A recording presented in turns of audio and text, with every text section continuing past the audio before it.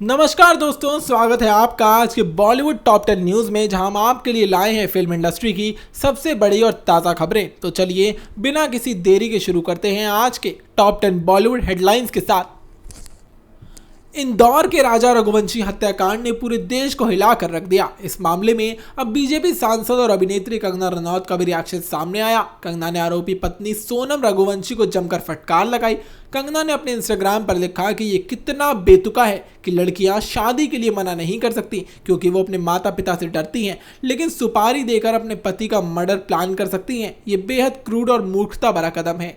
उन्होंने आगे कहा कि ऐसे डम लोग समाज के लिए बहुत बड़ा खतरा हैं। हम अक्सर इन्हें हल्के में लेते हैं, लेकिन यही लोग हैं जो सबसे बड़ा नुकसान करते हैं। इन्हें नजरअंदाज करना हमारी भूल हो सकती है। कंगना का यह बयान सोशल मीडिया पर तेजी से वायरल हो रहा है और लोगों के बीच बहस भी छिड़ गई है। कमल हासन और सिंबू स्टारर मणिरत्नम की फिल्म ठग लाइफ 5 जून 2025 को सिनेमाघरों में रिलीज हुई थी। हालांकि फिल्म को बड़ी स्टार कास्ट और हाई बजट का सपोर्ट मिला, लेकिन बॉक्स ऑफिस पर इसका प्रदर्शन काफी ज्यादा कमजोर रहा।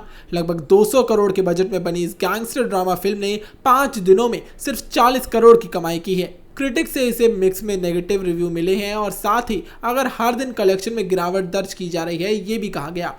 इसी बीच अब फिल्म की ओटीटी रिलीज को लेकर बड़ा अपडेट सामने आया है। पहले जहां नेटफ्लिक्स पर फिल्म को 2 महीने बाद रिलीज होने की उम्मीद थी, उससे खबर है कि ठग लाइफ सिर्फ 4 हफ्तों में ही डिजिटल प्लेटफॉर्म पर आ सकती है। हालांकि अभी तक नेटफ्लिक्स या मेकर्स की ओर से कोई ऑफिशियल पुष्टि नहीं की गई, लेकिन फैंस अब इसे कंफर्मेशन का बेसब्री से इंतजार कर रहे हैं।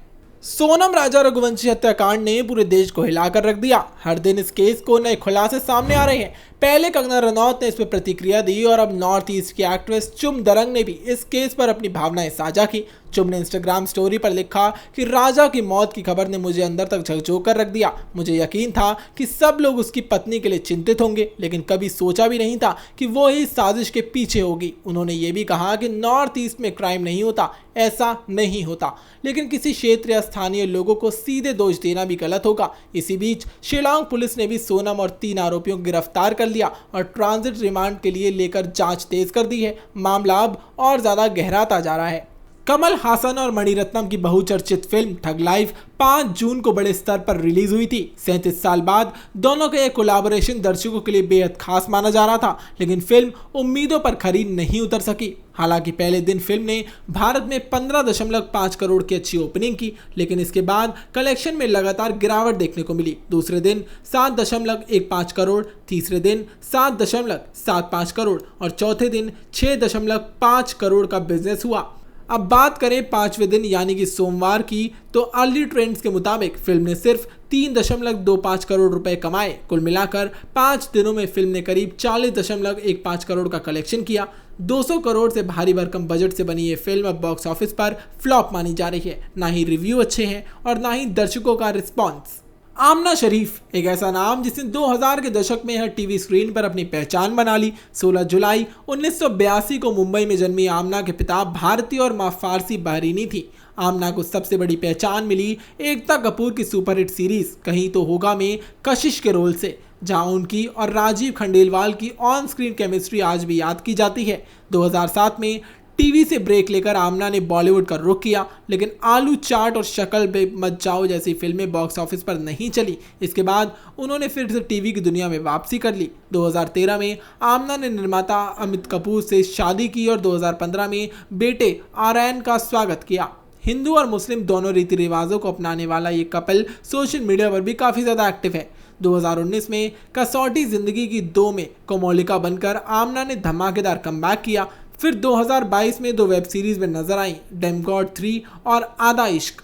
टीवी इंडस्ट्री की पॉपुलर एक्ट्रेस हिना खान इन दिनों अपने पर्सनल लाइफ को लेकर सुर्खियों में है। 4 जून को हिना ने अपने long term boyfriend Rocky Jaiswal से रजिस्टर्ड मैरिज कर ली। शादी एक प्राइवेट सेरेमनी में हुई जिसमें सिर्फ परिवार और करीबी दोस्त शामिल हुए, जहां फैंस और सेलेब्स उन्हें बधाइयां दे रहे थे, वहीं एक्टर और क्रिटिक्स कमाल कर रहे थे। खान यानी कि KRK ने इस विवादित टिप्पणी की है। KRK ने हिना की शादी की फोटो शेयर करते हुए उन्हें सनातन धर्म अपनाने की बधाई दे दी और फिर सुझाव दिया कि हिना को अपना सरनेम बदल देना चाहिए और साथ ही जैसे कि तिवारी, मिश्रा या शर्मा रख लेना चाहिए। जब एक यूजर ने इस पर सवाल उठाया तो KRK ने जवाब दिया, अगर घर वापसी की है तो पूरी करें, अधूरी नहीं।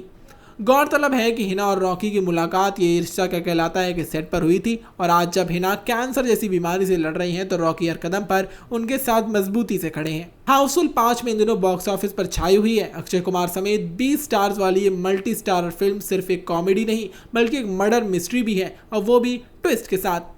जी हाँ, मेकर्स ने इस बार इसे कुछ नया किया है। फिल्म के 2 वर्जन में डिवाइड कर दिया गया है, हाउसफुल 5A और 5B, जिनमें किलर अलग अलग हैं, यानी कि क्लाइमैक्स भी अलग अलग होगा। ऐसा पहली बार किसी हिंदी फिल्म में हुआ है। अब मेकर्स ने दर्शकों को दूसरी बार सिनेमाघर खींचने का नया प्लान बना लिया है। नडियावाला गैंगस्टर ने एक्स पर एक ऐलान किया है कि अगर आपने 5A देख ली है और साथ ही 5B देखनी है तो टिकट पर डिस्काउंट मिलेगा। फिल्म का बजट 250 करोड़ है और हाउसफुल 5 ने 4 दिनों में ही 100 करोड़ का आंकड़ा पार कर दिया।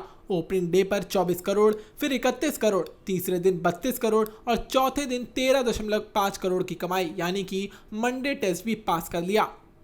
हास्य और थ्रिल का ये नया कॉम्बो दर्शकों को खूब पसंद आ रहा है। बॉलीवुड के शहंशाह अमिताभ बच्चन सिर्फ अपने अभिनय या आवाज के लिए नहीं बल्कि अपने सेंस ऑफ ह्यूमर के लिए भी, हाजिर जवाब के लिए भी खूब पसंद किए जाते हैं। हाल ही में बिग बी ने हाउसफुल 5 की सफलता के बाद सोशल मीडिया पर एक सवाल जवाब सेशन किया, लेकिन इस दौरान कुछ ट्रोल्स ने उनकी उम्र को लेकर निशाना बनाने की कोशिश भी की। एक यूजर ने लिखा, अंधेरी रातों में शहंशाह क्यों जाग रहे हो, अब उम्र हो गई है, सो जाइए। इस पर बिग बी ने तड़का जवाब देते हुए कहा कि एक दिन तुम्हारी भी उम्र हो जाएगी, ईश्वर ना चाहे तो। एक और यूजर ने नींद को लेकर तंज कसा तो अमिताभ ने सीधा कहा, मेरे मरण की बात करने के लिए शुक्रिया। बता दें कि हाउसफुल 5 में उनके बेटे अभिषेक बच्चन भी हैं और फिल्म बॉक्स ऑफिस पर धमाल मचा रही है। वहीं अमिताभ बच्चन हाल ही में कल की 2898 AD में नजर आए थे, जो कि सुपर हिट रही। बिग बी फिर से साबित कर गए कि जवाब भी उन्हीं का दमदार होता है। सारा अली खान एक बार फिर से चर्चा में है, लेकिन इस बार उनकी वजह कोई ट्रैवल डायरी नहीं बल्कि फिल्म मेट्रो इन दिनों से उनका बिल्कुल अलग अवतार है। अनुराग बासु की इस फिल्म में सारा नजर आएंगी एक गीत चिक लुक में, वो भी छोटे बाल, फ्रेंच फ्रिंच और चश्मे पहने एक सीधी सादी पढ़ाकू लड़की के किरदार में। उनका यह नया अंदाज सोशल मीडिया पर खूब वायरल हो रहा है। लोग ने भेड़िया की कृति सनन और जग्गा जासूस की कैटरीना कैफ से कंपेयर कर रहे हैं, लेकिन सबसे मजेदार बात यह है कि कुछ फैंस ने तो इसे अपने पापा सैफ अली खान के हमशक्ल वाले फीमेल लुक से भी जोड़ दिया। इस मजेदार मीम फेस्ट के बीच इस फिल्म का स्टारकास्ट भी दमदार है। सारा और आदित्य रॉय कपूर के अलावा पंकज त्रिपाठी, नीना गुप्ता, अली फजल और फातिमा सना शेख भी नजर आएंगे। मेट्रो इन दिनों 4 जुलाई 2025 को सिनेमाघरों में रिलीज हो रही है। सारा का ये ट्रांसफॉर्मेशन वाकई देखने लायक है। CID एक ऐसा शो है जो सालों तक हर घर का हिस्सा बना रहा। 1998 में शुरू हुआ ये शो 2018 में बंद कर दिया गया, लेकिन फैंस का प्यार कभी कमी नहीं हुआ। SP प्रद्युमन, दया, अभिजीत और फ्रेडी ये सब किरदार नहीं बल्कि इमोशन थे। अब खुशखबरी है कि CID लौट आया है और वो भी एक नए सीजन के साथ। दिसंबर में शो की स्ट्रीमिंग हुई है और SP प्रद्युमन के साथ धमाकेदार वापसी भी होगी और डॉक्टर तारिका यानी कि श्रद्धा मसूमे भी इसमें वापसी कर रही हैं। दया, श्रेय और अभिजीत तारिका की जोड़ी एक बार फिर से फैंस का दिल जीतने आ रही है। हालांकि डॉक्टर सालुखे यानी कि नरेंद्र गुप्ता ने शो को अलविदा कह दिया है, लेकिन एक बात तय है कि कुछ तो गड़बड़ है। दया फिर से गूंजेगा हर स्क्रीन पर। अभी के लिए बॉलीवुड के टॉप 10 में इतना ही। देखते रहिए प्राइम न्यूज़।